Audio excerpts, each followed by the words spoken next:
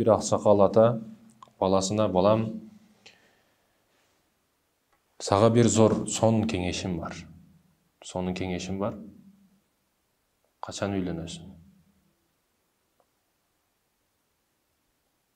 Каражат жок, башка жок дейт.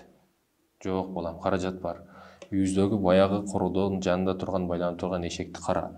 Жакшыраак бак, жакшыраак карагын семиртирип багып, ошонун түшкөн акчасына тыйын тыпырына сага той кылабыз дейт экен.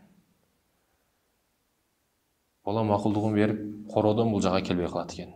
Эшекти карап, эшекти тарап, ар жерде дасторкондун алдында отурган учурда дагы ар дайым теманы, сөзүн нугун эшекке бура берет экен. Ооба, ошондой.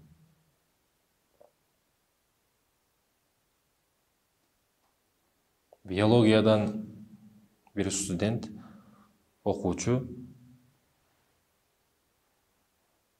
баягы кенелер тууралуу темага даярданат экен. Суроо жооп келген учурда ар кандай суроолор келип калышы мүмкүн.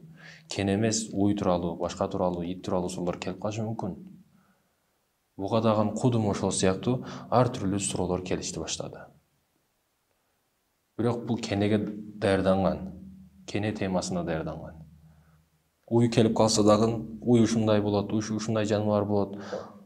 Анын ушундай жерлерде жүндөрүнүн арасында, кылдарынын арасында кене болушу мүмкүн.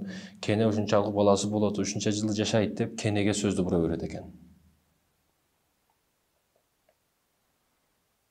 Ит тууралуу суроо келип калса дагы, иттер ушундай жерде жатышат, укташат, ошондуктан кене пайда болот микробтордон.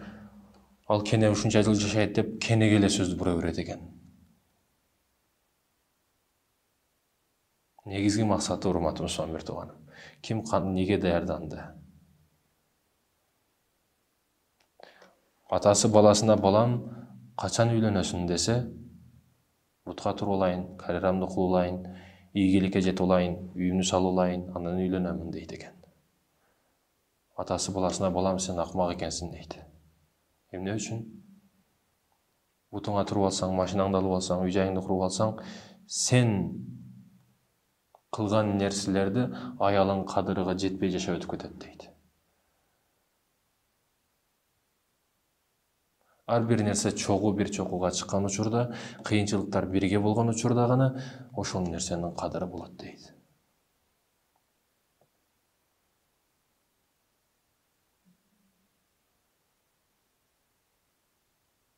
Коомдо жаман иштер көбөйөт. Уятсыз, аберсиз иштер көбөйөт.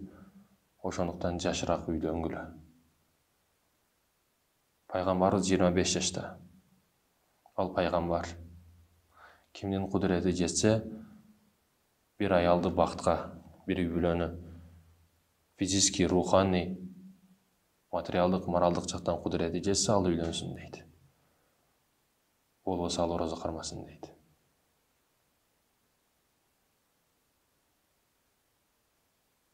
Бизнес чөйрөсүндө дагы ийгиликке жеткен тааныштардан, башкалардан сурасаң, бардыгы эрте турмуш куруп, аял алганынан кийин, үй бүлө курганынан кийин жашоом жакшы жакка өзгөрдү, ийгиликке жеттим, максатыма жеттим дейт.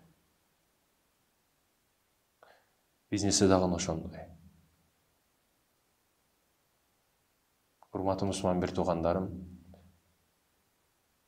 адам эки тилин, эки энин ортосунун тилин башкара албай калышы мүмкүн. Тили ар нерсенин алжырап калышы дагы мүмкүн. Анан эки сандын ортосунда адам өзүн башкара албай калышы мүмкүн. Ар кандай жаман иштерге барып калышы мүмкүн.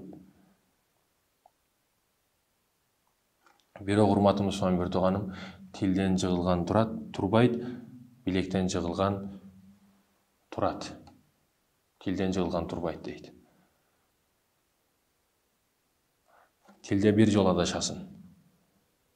1000 жыл, 1000 жолу, 1000 эсе көбүрөөк намыстанып өлөсүң.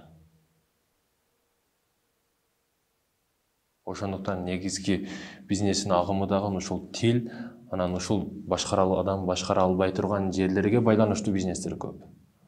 Ошонун аркасында каражат дагы көп.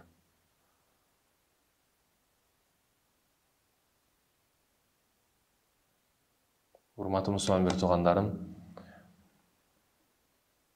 үйлөнсүн дейт. Убактыраак үйлөнсүн дейт. Жеке мен дагы убактыраак үйлөнүп, үй бүлө кургандын жаштарга насыйхатым дагы ушул.